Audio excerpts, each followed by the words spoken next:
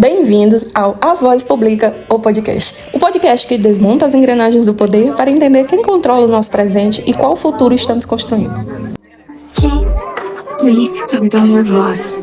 As notícias são explicadas e as instituições desvendadas. Eu sou a Voz e hoje mergulhamos em uma questão urgente: como a economia de dados está reescrevendo o contrato social, corroendo a soberania dos estados e alimentando crises políticas globais. Para isso, analisaremos dois textos recentes do economista Márcio Postman, publicados em fevereiro de 2025, que conectam os desafios atuais a um passado que insiste em se repetir: a Grande Depressão dos anos 1930, o neoliberalismo dos anos 1980 e o surgimento de um novo feudalismo digital. Será? Mas não vamos parar aí. Traremos dados concretos, histórias reais e exemplos para entender como chegamos aqui e, principalmente, o que está em jogo para o Brasil.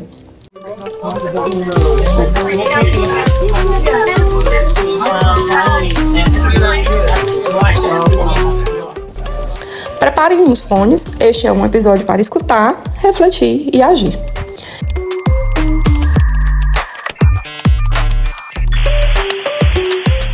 Em 1929, a quebra da Bolsa de Valores de Nova York não foi apenas uma crise econômica, foi o colapso de um modelo. Nos anos seguintes, os estados perceberam que sem dados confiáveis não há política pública eficaz. Foi assim que nasceu, por exemplo, o IBGE, em 1936, no Brasil, e sistemas estatísticos em todo o Ocidente. Esses sistemas eram armas contra a ignorância, como descreve Adam Tooze em Pressure. Eles permitiram o New Deal nos Estados Unidos, o planejamento estatal europeu no pós-guerra, e aqui, os projetos desenvolvimentistas de Vargas a JK. Mas nos anos 1980, um terremoto silencioso abalou essa estrutura, o neoliberalismo. Para autores como David Harvey, Breve História do Neoliberalismo, a desregulamentação não foi apenas econômica, foi uma mudança de soberania. Os estados entregaram o controle de setores estratégicos ao mercado e as big techs surgiram como novos colonizadores. Como explica David Harvey, o neoliberalismo não é sobre liberdade, mas sobre a restauração do poder de classe.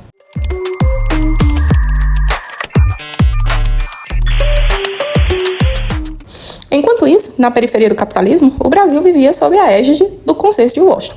Privatizações, austeridades e a ideia perversa, dados públicos poderiam ser commodities. Fast forward para 2025. Empresas como Meta, Google e Amazon controlam não apenas o que compramos, mas como pensamos. E aqui entra Postman. Em seu primeiro texto, ele lembra que entre 1936 e 1964, o IBGE foi um pilar da soberania nacional. Hoje, porém, vivemos um apagão estatístico. Pergunte: quantos brasileiros sabem que, em 2023, o Facebook foi a maior fonte de dados demográficos usados em campanhas eleitorais? Ou que algoritmos de plataformas de delivery influenciam até o preço do feijão? Voz Publica. Aqui a política ganha voz. As notícias são explicadas e as instituições desvendadas. Em 2019, Shoshana Zuboff cunhou o termo capitalismo de vigilância no livro homônimo. Ela alertava: nós, dados, somos o petróleo do século XXI. E nossas emoções, hábitos e medos são refinados em algoritmos. Postman avança. Ele fala em extrativismo de dados, um neocolonialismo onde países periféricos exportam informações brutas e importam produtos caros, como a IA. No documentário Dilema das Redes, disponível na Netflix, Shoshana diz: eles sabem tudo sobre você. Você não sabe nada sobre eles. Na pergunta realizada numa entrevista ao jornal É o País sobre mas chegaremos a tempo? Suas macrocifras econômicas convidam a pensar que não. Ela responde: o capitalismo de vigilância existe há apenas 20 anos. Até agora fez o que quis sem um único freio legal. Até que a Espanha aprovasse a lei do direito ao esquecimento, não havia sido colocado o primeiro obstáculo. Acabamos de começar. Do ponto de vista dos Estados Unidos, de onde essas empresas vêm, não fizemos absolutamente nada para contê-las.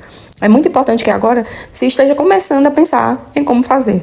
Não vejo razão para não conseguirmos se tivermos motivação para isso.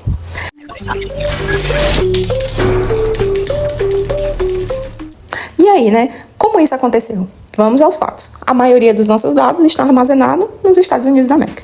E em 2024, o Brasil gastou 2,3 bi em licenças de software de análise de dados, quase 70% de empresas estrangeiras. Sabe quem foi o artífice disso? Temer. Sim, esse mesmo, o que governou depois do golpe na Dilma. Enquanto isso, o IBGE sofreu cortes em seu orçamento desde 2020. Sem dados públicos robustos, políticas de saúde, educação e habitação ficam à mercê de interesses privados. Quase não tivemos censo por conta disso. Bom lembrar. Um caso prático, segundo a Rede Pensão, 33 milhões de brasileiros passavam fome em 2022. Sem dados atualizados em 2023, gestores tiveram que trabalhar às cegas, como denunciou o Conselho Nacional de Segurança Alimentar, o CONSEA. Quem lembra do Alckmin durante a transição falando sobre o apagão de dados?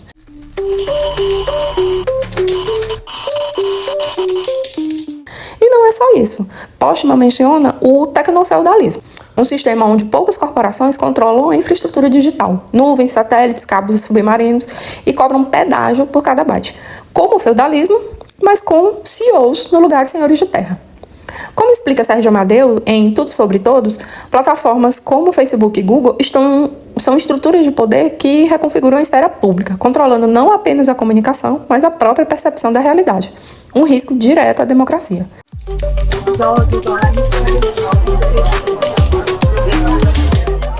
O segundo texto de Postman traz um alerta sombrio. O neoliberalismo está gestando o mesmo caos que nos anos 1930 deu origem ao fascismo. Branko Milanovic, citado por ele, mostra em Capitalismo Só para Quem Ganha, a globalização neoliberal concentrou renda, desindustrializou nações e criou uma geração de perdedores.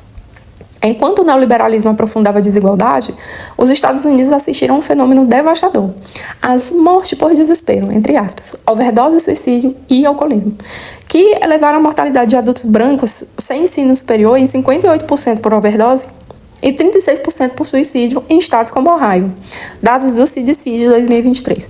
Na Europa, partidos de extrema-direita capitalizaram esse mal-estar. Hoje ocupam 13% do parlamento europeu, quase o dobro de 2014, com vitórias de mais de 25% na França e Itália.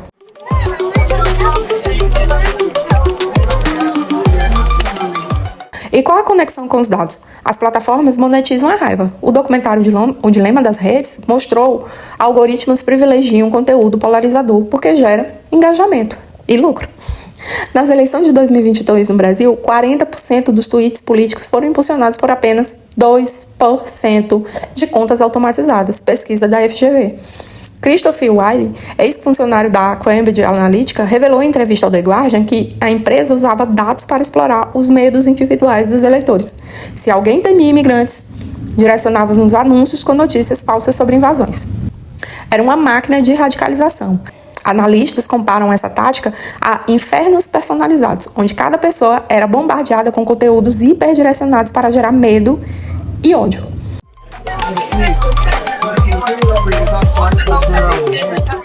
Postman lembra que nos anos 1930, o nacionalismo foi a resposta à globalização fracassada. Hoje, o mesmo movimento, Trump, Bolsonaro e outros usam um discurso antissistema, mas são financiados por quem controla o sistema. A ironia, enquanto pregam soberania, esses países abrem mão dela no campo digital. Mas há saídas. Postman propõe resgatar o IBGE e criar um sistema nacional de dados. Não se trata de estatismo retrô. É sobre aprender com países como a Coreia do Sul, que em 2024 lançou um Big Data público para subsidiar desde startups até políticas ambientais. Na Estônia, 99% dos serviços públicos são digitais e os cidadãos têm controle total sobre seus dados. Através de um cartão de identidade digital, eles decidem quem acessa suas informações e são notificados a cada consulta. Um modelo que inspirou o mundo.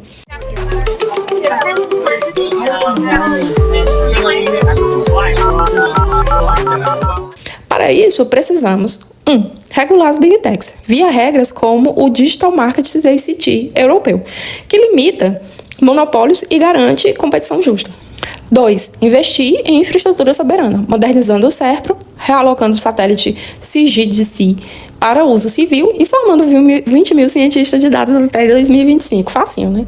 3. Exigir transparência algorítmica, seguindo o Digital Service Act, que força plataformas a revelarem como moderam conteúdo e combatem desinformação. Enquanto as Big Techs ampliam seu poder, o Brasil tenta responder com leis, mas esbarra em polarização e lobby. Congresso. É o caso do PL 2630 de 2020, a chamada Lei das Fake News, que divide opiniões desde que foi proposta.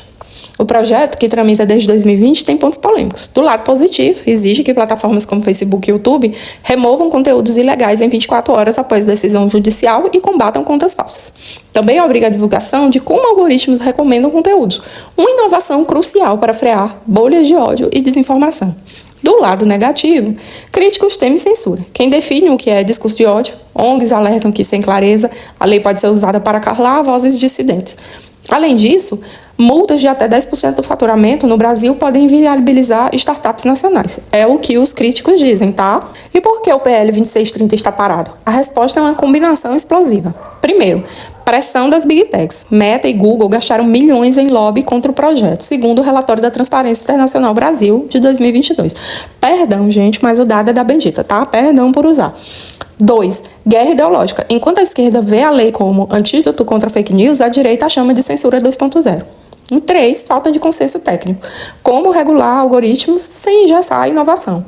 Nem os especialistas concordam. E ainda temos nossa máquina burocrática, que não se move com a velocidade necessária.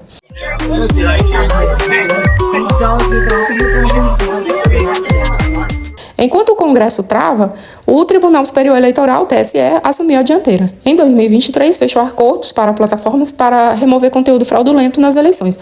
Mas isso é suficiente? Para Sérgio Amadeu, pesquisador em democracia digital. Sem lei, ficamos reféns da boa vontade das plataformas. Precisamos de regras claras, não de acordos temporários.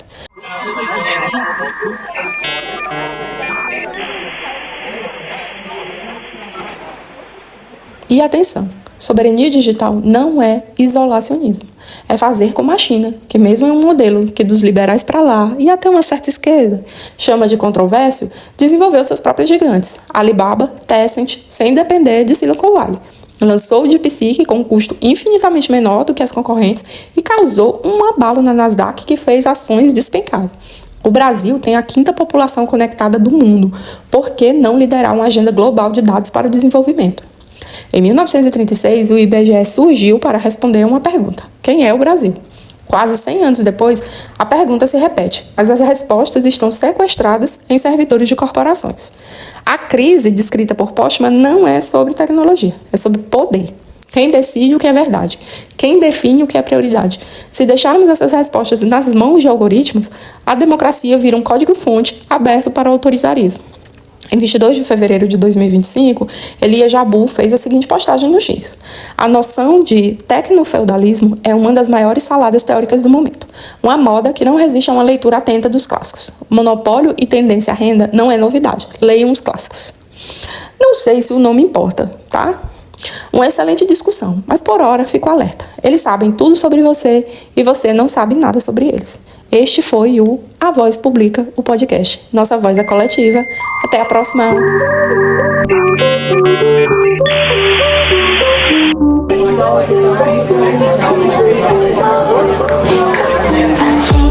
A política ganha voz. As notícias são explicadas e as instituições desvendadas.